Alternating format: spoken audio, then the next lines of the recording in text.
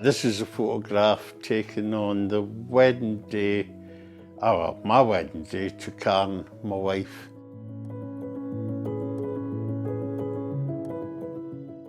My name's Ron Coleman and I'm originally from a city in Scotland called Dundee, and I now live in a small island in the Outer Hebrides called the Isle of Lewis.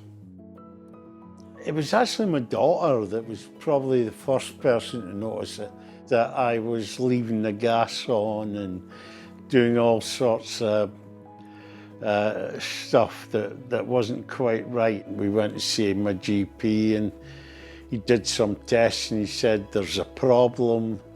And initially they seen things that you don't understand, like you have a mild cognitive impairment, which is essentially a precursor to dementia. And so it left me feeling isolated, finished. To me, it was almost like I died in that moment. And I went, as Karen described it, very dark places for quite a wee while. I met this group of people with dementia who were getting on with it, who, despite having some of them 12 years and more of the condition, had basically decided to continue living. I said to Karen that if they can do it, I can do it. I set out to prove that I could live independently and that dementia didn't control who I am.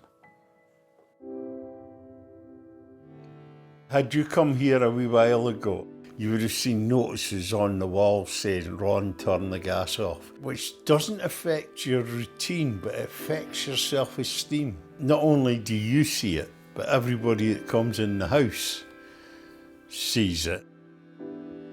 I had an Alexa Dot. I thought, why don't I get Alexa to remind me to do the things I keep forgetting? So like feeding my dog, remembering have your dinner. I started seeing possibilities of a future where I could retain my own autonomy. I could use Alexa to slow down the process of me needing more and more direct care from people. And that keeps me free. Actually ensure that I retain my place in our society.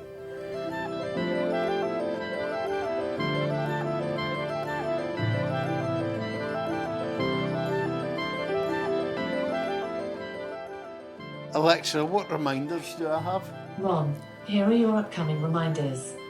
Ron, have some lunch every day at 1 p.m. Feed the dog every day at 4 p.m. Alexa, turn on the plug. Okay. That ability to customise actually makes me feel that interaction's more real. How can that not make you feel better?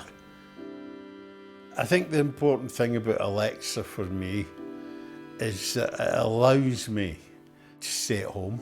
My condition can get worse, but my ability to be autonomous increases.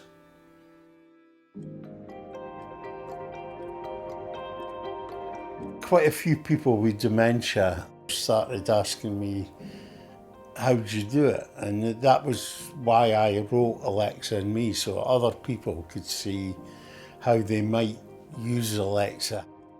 I guess the questions informed what I started writing. Also realising that everybody's different, therefore it's a very person-centred approach. The handbook you can download by going to About Dementia or Age Scotland and going on to their publications. You just download it, it's free. The arts is probably how I've come to terms with my dementia, because I'd never done anything artistic before. Caught in This Moment of Time is what the play's called. What I became interested in was my relationship with Alexa. I think you do start creating a relationship with AI.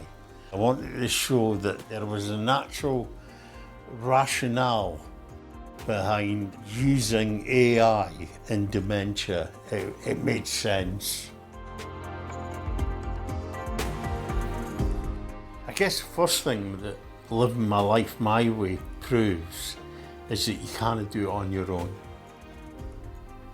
Alexa's no stranger in my house. Alexa is part of our house. The most important thing in dementia is that we choose how to live our lives, and other people don't make those choices for us. It means you've still got value in your life, and I think that's one of the things that when you get dementia, people almost deny you having any value. And I think the more we're allowed to choose, the more people will see the potential benefits that people with dementia bring to their community. That would be the last thing I'd want people to know.